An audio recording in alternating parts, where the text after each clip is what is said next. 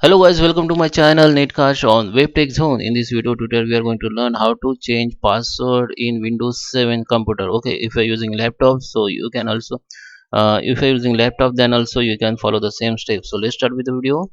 Before you start, I'm requesting you, if you like this video, hit the like button, subscribe my channel, and don't forget comments below. Okay, so let's start with the video.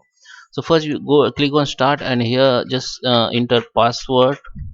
So here you can change create, you can see the many password, like you can set password for your disk, you can remove your account password, you can manage network. So you have to go in this change your window password.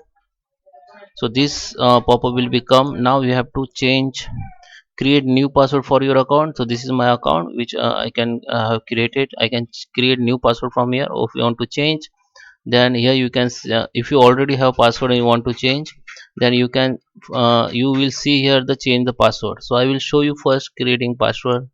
Okay, I just create password here.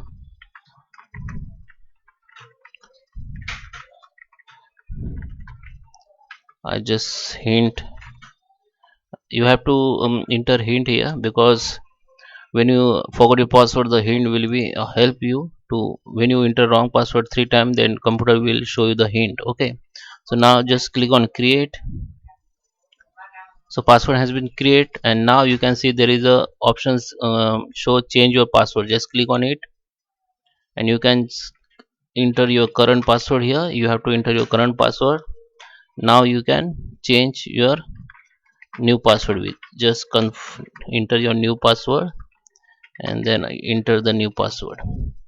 And here you can type hint also, you can change. Okay, click on change, it will be changed. Okay, so I hope you like this video. Thank you for watching. Please subscribe my channel.